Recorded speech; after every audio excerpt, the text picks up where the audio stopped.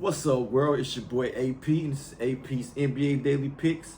In this video, I'll be breaking down the Boston Celtics versus the Orlando Magic. Y'all like, comment, subscribe, comment back season. Put in the comments, man. We're going to get to it, you know what I'm saying? So they're giving Boston plus 3.5, and the over and under is 227.5. This game will be played in Orlando. Let's see the injury report. We got Xavier Tillman out for the Celtics, and of course Jason Tatum out. And for the Magic, we got Mortis Wagner out. Let's see how these two teams match up. Go to my notes. Game notes, baby. Right now, I'm watching the Clippers and the Suns. This game's over with. The Suns up 104-81. Jalen Green looked good coming back, man. I think he definitely was a good pickup for the Suns. It's a weak Clippers team, though, right now with no Kawhi and James Leonard. But we on the Celtics and the Magic. All right, the Magic are 3-5. They're returning home after a long 5-game road trip, a spot that often provides an emotional boost. The Celtics are 4-5, and they're struggling with consistency, and most importantly, they're facing an injury with Jason Tatum being out. I think this game will be defined by the pace. The Magic play at the 6th fastest pace in the league, while the Celtics are 29th, second to the slowest.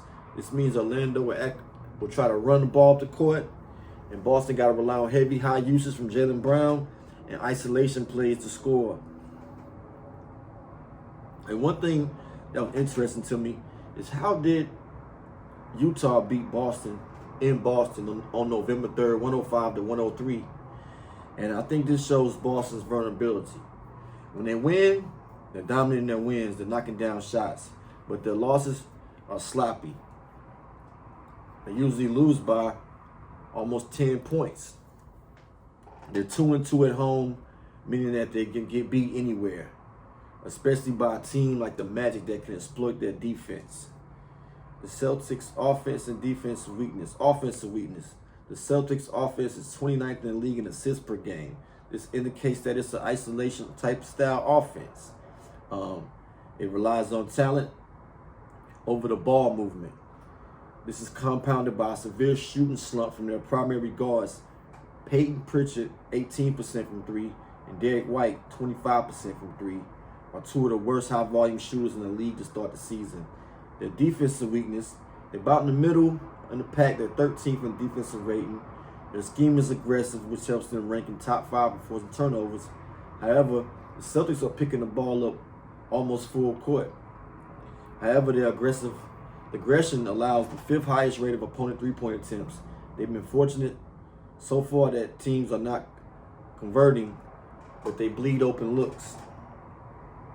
Now, the Magic's strengths are their rebounding. The Magic are an elite rebounding team. They're 5th in the NBA, while the Celtics are one of the worst. They're 20th. So this creates some more rebound chances for the Magic. The Magic got the advantage on the rebounds. And, the paint free throws. Paulo Banchero's attacking the paint at a career high rate. 56% of his shots are in the paint. It has a top 10 free throw rate. So as a team, the Magic are one of the league's best at drawing fouls and getting to the foul line. I think that'll put some Celtics players in fouls trouble as well. I think Paulo Banchero will definitely get to the foul line. So in this game right here, I do like the Orlando Magic at home to handle business, only because of the style of defense that the Boston Celtics play, and also the shooting slump that Derek White and Peyton Pritchard are in, but they're going to get their shots up. And we've seen them beat the Cavs, and they beat the Sixers also. So they do have the ability to, definitely put some points on the board. But I think in this type of style of play that Orlando play, this grimy style of play, I think Orlando can cover at home. You know what I'm saying? Let's get into some player props. Now, a player prop I do like is Banchero over his points. His points prop is at 23.5. Usage rate and trend. Banchero is the engine leading the team in points, 23.1 rebounds, 9.5 and assists. He's coming off a 5-game road trip where he averaged 26 points on 56% shooting. That's saying he's in a good rhythm. And also, with Tatum being out, the game going to be wide open for Paolo Banchero. Also, like his rebounds, like Orlando's one of the best rebounding teams. Against the Celtics, one of the worst rebounding teams in the league. I think it's a strong play. The line is set two. The line is 2 rebounds lower than his season average. So I definitely like that. Him and Wendell Carter should dominate the glass. Franz Wagner, his line set at 2.5 points below his season average of 22 points per game. He's the number 2 scoring option. His line right there at 20. This is a lean. This is a lean for me. Franz Wagner over his points. It's a lean. I don't like Wagner rebound. I think between Banchero and Wendell Carter, I think Franz Wagner more running the floor. I do like Wendell Carter over his points. Also, it's right at his points is 11.5. He's averaging 11 points a game. He's shooting the ball 50%. He's shooting a ball at 50%. He'll be matched up with Nehemiah Quota and Josh Minott. I think he can win an offensive matchup between those guys.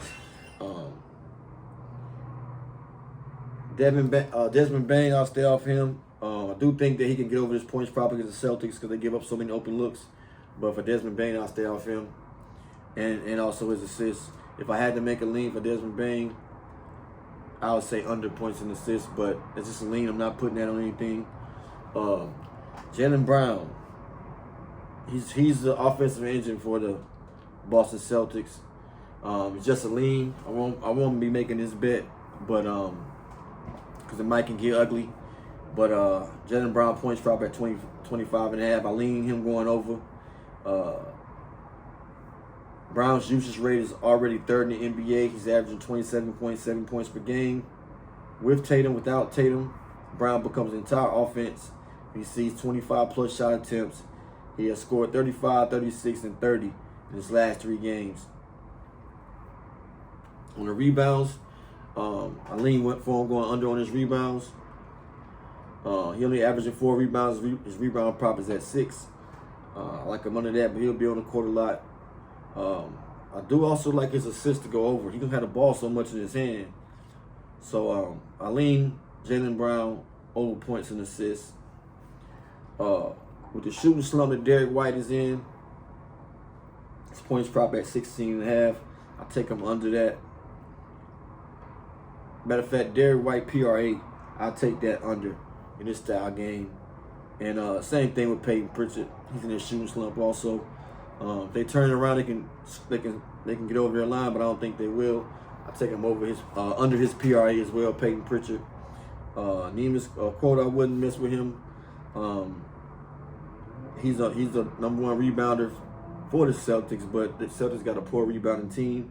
And maybe my player of the day in this game with Josh Minott. He's a starter now, and I do like him over his 8.5 points. I think that's my little sneaky play of the day in this game. But the plays that I'm most confident about in this game is, like I said, Josh Minott over 8.5 points. I like Paolo Banchero over his threes. He's shooting the ball so well. He's only got to make 2 threes to go over the prop.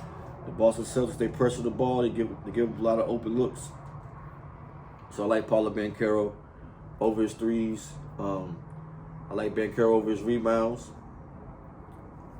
And I'm leaning over his points. And I like Wendell Carter to get 10 points.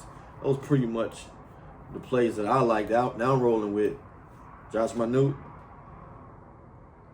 Paolo Banchero threes, Wendell Carter 10 points. And yeah, that's what it is right there, man. Thank y'all for tuning in. I'm going to break down some more games for tomorrow's slate. This right here was the Orlando Magic versus the Boston Celtics. I do like Orlando to cover the spread. And you know what I'm saying? Health, wealth, and love to everybody. Coming in bag season. As y'all know what time it is. You dig?